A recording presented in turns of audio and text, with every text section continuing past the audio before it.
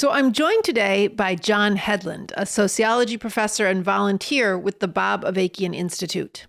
The Bob Avakian Institute is an educational institute whose mission is to preserve, project, and promote the works and the vision of Bob Avakian, aiming to reach the broadest possible audience. And we work to foster debate and discussion of Avakian's path-breaking and provocative work. John is a student of the New Communism, and in the field of sociology, he focuses on the interaction between the environment and society. And John recently wrote a letter addressed to academics on fighting fascism and the importance of Avakian's work, which he's been sending out to professors and academic listservs. So John, very, very glad you're able to be with us today. Thanks, Annie. Glad to be here. So you wrote this letter and are sending it out widely at the very moment that the Trump fascist regime is literally aiming to crush academia. They're threatening professors who speak out. They are demanding that whole academic departments purge their websites of language that even mentions diversity or inclusion. Protesters are being kidnapped off the streets for writing op-eds. So I wanted to ask at this very moment, why was it important for you to stick your neck out and call on people both to join in unity in fighting fascism and to engage the new communism that Avakian has brought forward? Well, I mean, just practically speaking, at no point is it going to become easier to stick your neck out at some future point. Now is really a kind of threshold. Societally in this country, but also, and this is said without hyperbole, for the state of humanity. If I'm, as someone who takes ideas seriously, as someone who takes the pursuit of the truth seriously, contestation of ideas seriously, this is a moment that demands real courage, and it demands real coming together collectively to defend one another, to fight back against these attacks, and to hash out the big questions, the big ideas, and have debates about the kind of world and society we want to bring in that isn't simply a negation of Trump's fascist agenda, as important as that struggle is. So really, it seems like there's no more opportune time than now to be doing things like this. It's not going to get easier. It's not going to get safer. And without sacrifice, without people taking risks, without people stepping out individually, but also more importantly, together collectively, then things will only get significantly worse. What stands out to you about the breakthroughs in the new communism that you think people need to know that they don't know? Well, one of the things that really stood out to me in the recent interviews, particularly part two, where he goes into in some depth the new communism, the concreteness with which he spoke about the new communism and how it would be applied in these different spheres of society. Rule of law, right? The legal system, jurisprudence, theory of law, the media, the culture, in academia and the sciences. The new communism is both very, I think, broad and at a very high level of abstraction in terms of dealing with questions of truth, of epistemology, of theories of knowledge, but there's also very concrete application to those breakthroughs in terms of what society would actually look like, how society would be governed, and how society would be not only radically different from the shit show that we live under today, but radically different from what most people think of as what communism is. And some of that is because there was a lid on how far previous socialist societies were able to go because of a lot of these limitations and shortcomings that Avakian has resolved, but also because a lot of the slanders and bullshit and lies, which he also goes into, in the interview, and takes on in the interviews as well. So hearing him talk about in this interview and in part two of this interview, talking about, specifically, how would, this framework of the new communism be applied to, for example, the legal system and legal defense, and that in order for there to be a serious contestation of two contending parties, right, of the prosecution and defense, that the defense would be given the same resources, equal to or more than the resources of the prosecution. That is a radical breakthrough, one from this world and this society, but also from anything that came before, in past socialist societies, where if you were challenging, right, something fundamental, and if you were going up against, right, the entrenched ideas of those societies, right, the idea that, for example, that socialism was good and that you had to support socialism, or you were challenging the dominant ideas of the party and the governing bodies at the time, that you would not get a hearing in society broadly, and certainly not in a court of law. And that's a radical breakthrough. And him talking about, just really frankly talking about the Cultural Revolution, which in China, which I was very inspired by. The Cultural Revolution. It's one of the reasons why I became a communist, was learning about the kind of mass upheaval, the breaking down of divisions between leadership and led, between manager and worker, between men and women, between intellectuals and manual workers. That kind of process, as radical and liberating as it was, there was a ceiling to how far that could go.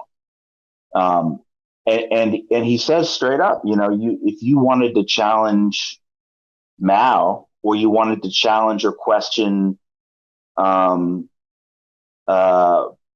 socialism itself, and that the goal of society should be, and the goal of socialism and socialist society should be, to get to communism and break down all of these divisions, you couldn't really get a hearing unless you cloaked that in the language of socialism and the prevailing ideas of society and the party at the time. And hearing him say that straight up, I mean, that's something I always kind of suspected, but felt like couldn't be said, or else the whole thing would unravel. Right, that there would be no socialism left if you challenged, or followed through on that criticism of the Cultural Revolution and of the entire first wave of socialist revolutions. That if you pulled that thread out and teased that out and looked at that, you weren't able to challenge certain things, you weren't able to challenge certain leaders or certain ideas. Would the entire thing fall apart? Would there be no more? Would you have to throw socialism and communism out completely? And what I think is so inspiring about the new communism and what Bob Avakian's shown is that no, you don't have to either dogmatically cling to every idea and every aspect of of socialist revolutions of the past, that you can challenge them and come out the other side of it with a better, higher, more scientific, and more liberating understanding of what socialism can be, that has a significantly better shot of getting us to communism without throwing the entire thing out. And I think that's one of the things that's really inspiring about this interview and about the new communism in general, is that Avakian's willing to go there. And I think very few have been willing to go there unless they were doing so in order to try to throw out the entire thing altogether. Yeah, it's heavy to hear you walk that through, because then the stakes of it are, if you don't go there, if you don't follow the road that Avakian is hacking out, then you're just turning communism into a religion, and it would be pretty bad if you tried to impose that on society. So you see the stakes of the breakthroughs in the new communism as whether or not humanity has a shot to get out of this Dark Ages nightmare.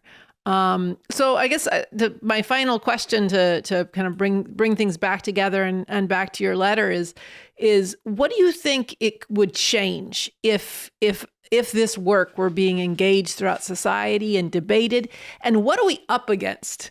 Because it's not just ignorance, right? So how do you see that in terms of what you're arguing for? Yeah, I mean, I think there's two ways to think about it. One is the content of what he's saying, which people very much need to engage with, right? That the world doesn't have to be, the world is a horror because of a system that we live under. This system is not inevitable. It was not, endowed by nature or by some god. Uh, we can be free of this, and that there's a way to do that that doesn't compromise our humanity, that doesn't compromise our artistic and intellectual, cultural, uh, uh, uh, you know, integrity, but also, and that this is a world that people would really want to live in. But also there's a question of like ethics and morality and approach too, I think, and that there's so much cynicism, there's so much kind of posturing and posing as kind of people know it all, people have seen it all, there's nothing new under the sun, so either you make peace with this world, or you cling to, like you were saying, dogmatically cling to, something from the past, or you just, make do with being kind of a professional critic or cynic. But people don't know it all. People haven't actually seriously engaged this. And, one of the things that we're up against is that any mention of, communism, new communism, communist leader, and including the person who's brought this forward, Bob Avakian, shuts down critical thinking among large sections of society, particularly among the intelligentsia, the upper middle class, educated, professional class. So this is really a challenge, not just in terms of getting people to engage with the content, but I also think it's a challenge of approach. It's a challenge of morality. It's a challenge of worldview, and what kind of people we're going to be. So there's a lot, I think, that we still need to work on to figure out how to open people up.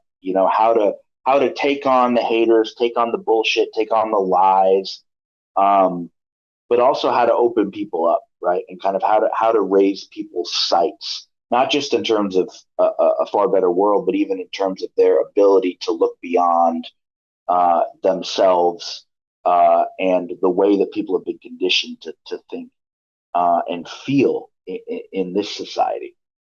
So I think there's a big challenge. Even just I think just inviting people to engage with Bob Avakian's work is a significant challenge.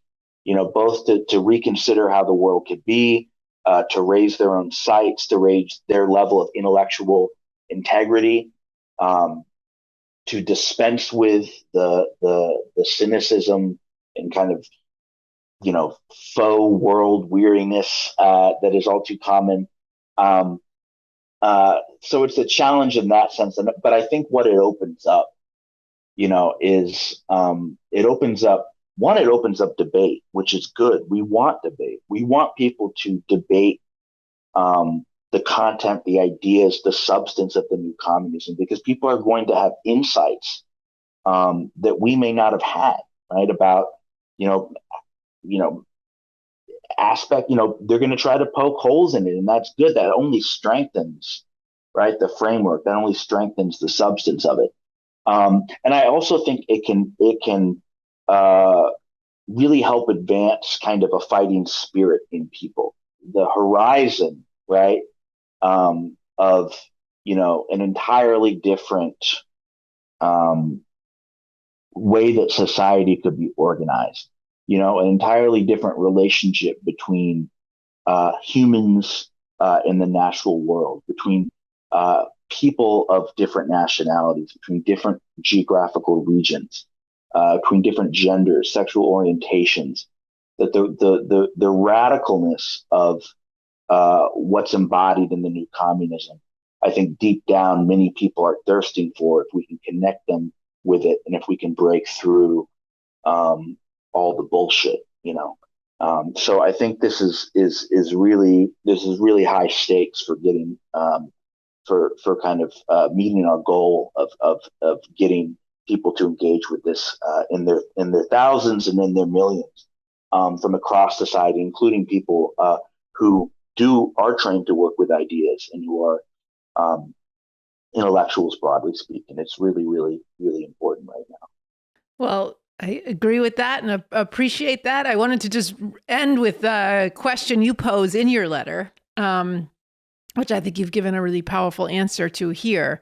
But you ask, is there not only a way out, but a way through to a wildly daring yet eminently possible new world? So I, appreciate the challenge for people to have the courage of their convictions and the heart and the morality to seriously get into this. So thank you for joining us today, John.